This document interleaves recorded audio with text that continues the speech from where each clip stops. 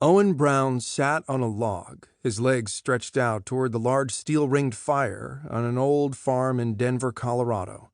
For the last couple hours, the cool wind of autumn had done battle with the heat of the tall blaze as Owen silently pressed and released the strings on the neck of his old acoustic guitar with one hand, while his free hand held a warm beer he had forgotten about.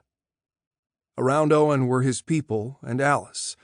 They were all laughing and drinking and smiling up at the moon, while he mostly held still but for the drifting fingers of one hand over the guitar and his mind singing with chords of music.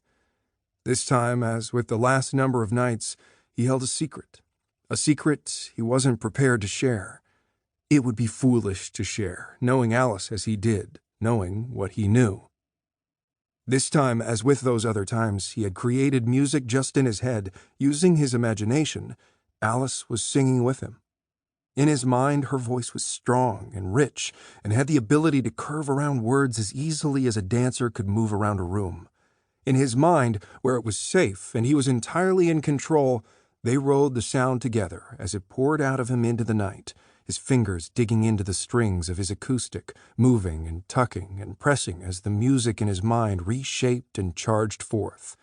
He did this all deep within, while the others talked, joked, and drank beer, leaving him alone with his secret. "Hey! Hello! Why is nobody listening? I'm trying to perform here," Max said from across the fire with enough force that the music was pulled back into Owen's body and away from his eyes and fingertips. "Max," Clover said with a warning, "you don't need to be rude about it." "I was listening. Don't bunch me in with the two of them," Daphne said, referring to Jessie and Clover. Owen knew if he needed to, he could pull back the conversation, but didn't bother to after this many hours around a fire under a night sky. It was about letting the stress out, letting go and letting the magic of the stars above sink into your soul. "Daphne, I'm not sure you were even in your own body the way you have been staring into the fire for the last 5 minutes.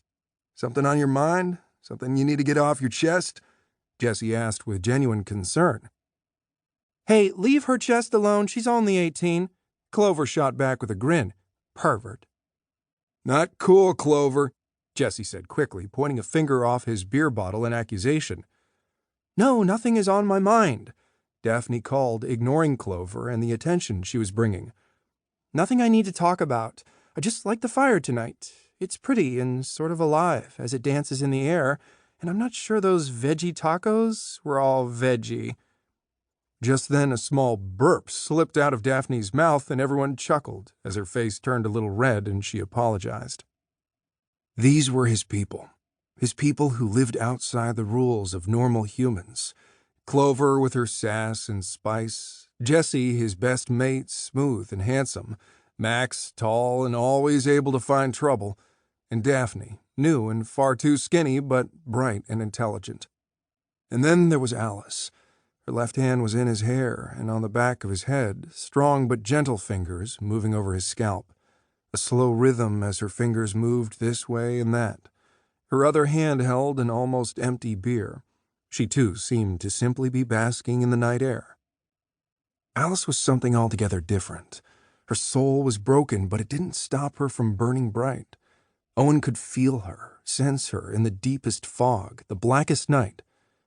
Sure, an etherealist like everyone else around the fire, with an incredible well of ethereal power, but it was the fight within that made them a match. Their love was new but genuine, a tangible force between them. She had been quiet the last half hour, the pressure of being reunited with her family 3 weeks ago slowly easing with each passing star. "I am not rude," Max defended. "You are rude. I will say it again and again. Musicians make the worst audience members. It's not cats and it's not children. It's you people." "No one says it's children. Besides, the worst are politicians. I think that's right. Politicians make the worst audience members," Daphne repeated. "Not true. I used to think that, but it turns out politicians make for a great audience because they assume everyone is looking at them and they play the part. What about A-list actors?" Jessie continued. "But I might be wrong. Now that I am thinking about it, a comedian once told me the worst audience she ever went on stage for was at a corporate retreat. The retreat was in Atlanta at one of those big places. Anyway, she said she would give her left eye never to have to perform for any of them ever again. So, there you go.